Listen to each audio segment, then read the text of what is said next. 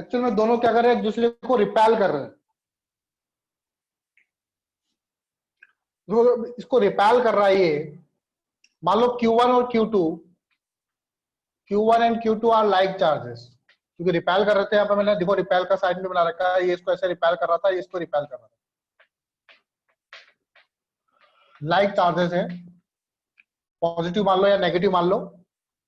Positive मान लेते हैं। पॉजिटिव देखो, जब ये इसको रिपेल करेगा, Q1 पे तो इधर पॉजिटिव है पूरा, और Q2 पे इधर एक पॉइंट पे पॉजिटिव चार्ज है।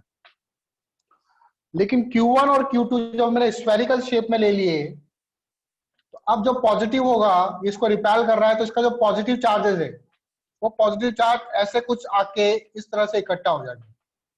तो इन पॉजिटिव चार्ज का जो सेंटर होगा, वो इस सेंटर पे थोड़ी लाई करेगा। बात समझ में आ रही है? और इसके पॉजिटिव इस साइड में आके आके जमा हो जाएंगे इस तरह से।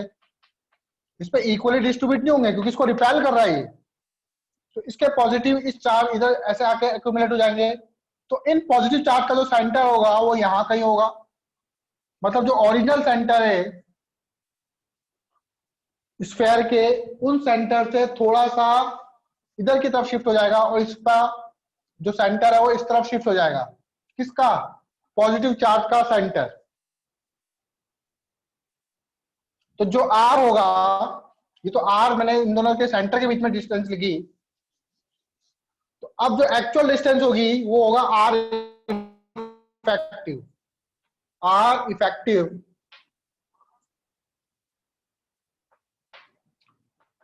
तो आर वो ग्रेटर देन होगा एज कंपेयर टू आर। तो जो अब फोर्स लगाएंगे F2 होगा K Q1 Q2 by R effective का स्क्वायर। अब देखो ये जो फोर्स है वो इनवर्सली प्रोपोर्शनल है किसके? आर के।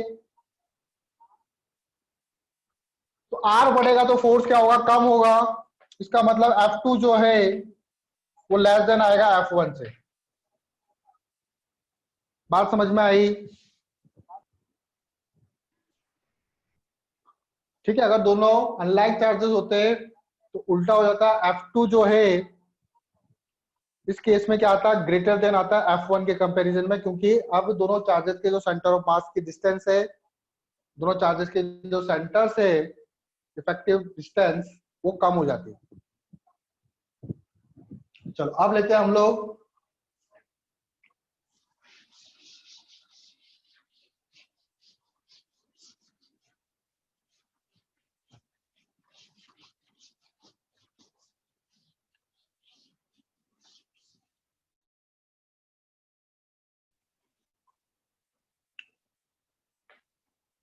मान लो एक चार्ज है Q1, ये फिक्स्ड है। फिक्स्ड है मतलब ये मूव नहीं कर सकता। इससे R1 डिस्टेंस पर मैंने Q2 चार्ज रखा, और इसको मैंने रिलीज किया, ये मूव कर सकता है।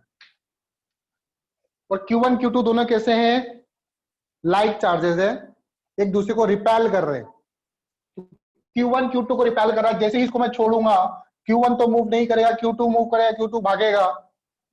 तो जब भाग रहा है, तो जब इसकी डिस्टेंस Q2 यहां पर पहुंच गया, कहां पर? R2 डिस्टेंस पे पहुंच गया, तब इसके पास कुछ ना कुछ स्पीड आ जाएगी। तो मान लो यहां पर इसकी स्पीड थी v, यहां पर क्या था? रिलीज किया, तो इसकी स्पीड क्या है? 0 है अभी। मुझे फाइंड करना है ये v कितना होगा। इस v की वैल्यू कितनी होगी ये फाइंड करना है। मास, इसका मास m1 ले लो, इसका मास m2 ले लो। तो कैसे करेंगे हम लोग? तो Q2 को मैंने रिलीज किया, v2 वेलोसिटी से जा रहा है। तो देखो इसमें क्या करेंगे, फोर्स क्या है? जब ये Q2 यहां पर था तो फोर्स मैक्सिमम था, जैसे जैसे दूर चलता जाएगा फोर्स घटता जाएगा। तो फोर्स यहाँ पे वेरी कर रहा है।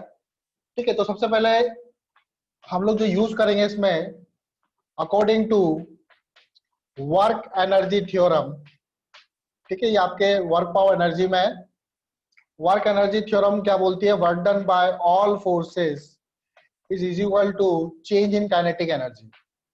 जो काइनेटिक एनर्जी में चेंज आ रहा है वो किसके बराबर होगा, जितने भी फोर्सेज है उसके कारण बॉडी पे कितना वर्क डन हुआ।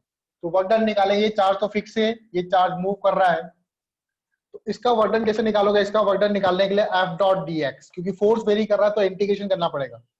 F dot d x equal to K final minus K initial.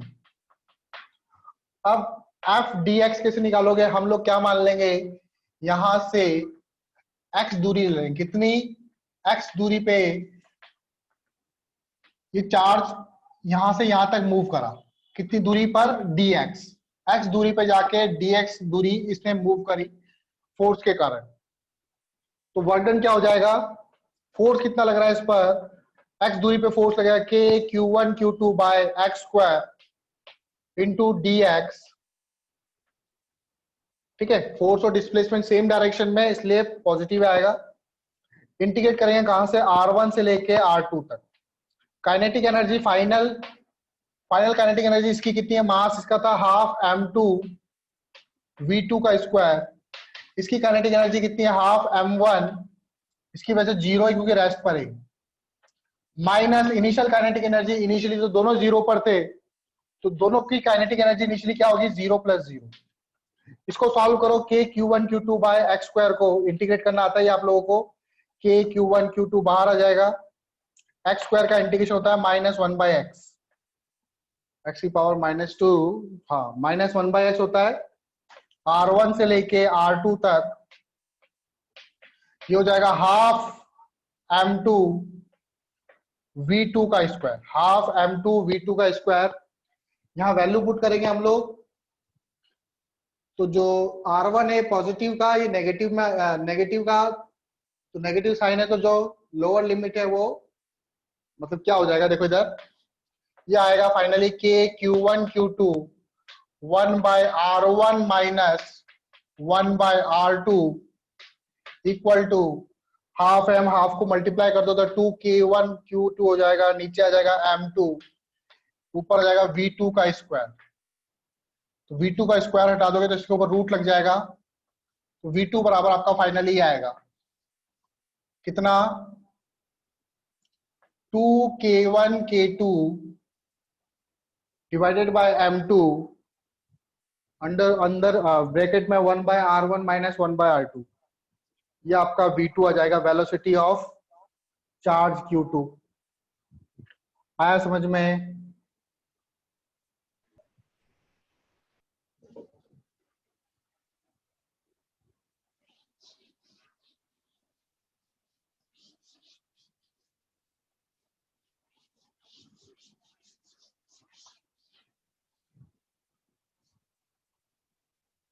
q1 इधर q2,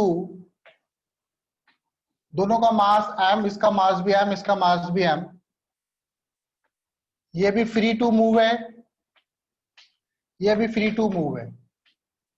initially both are at rest, initially दोनों रेस्ट पर है,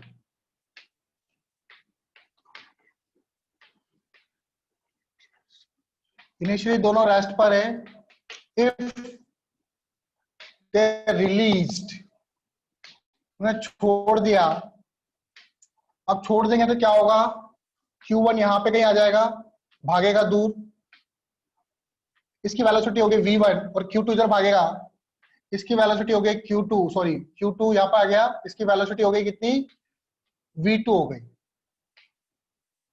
अब दोनों के बीच में डिस्टेंस कितनी हो गई, r2, पहले कितनी थी, पहले सपोज करो पहले थी r1,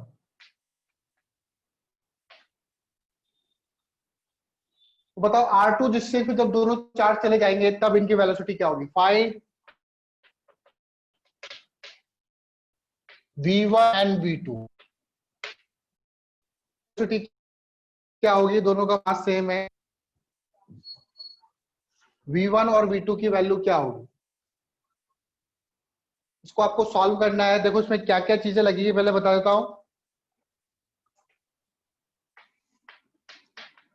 एक लगेगा मोमेंटम कंजर्वेशन,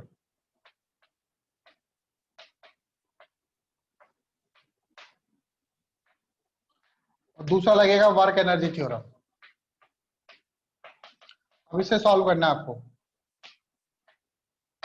एक लगेगा मोमेंटम कंजर्वेशन, दूसरा लगेगा वर्क एनर्जी थ्योरम।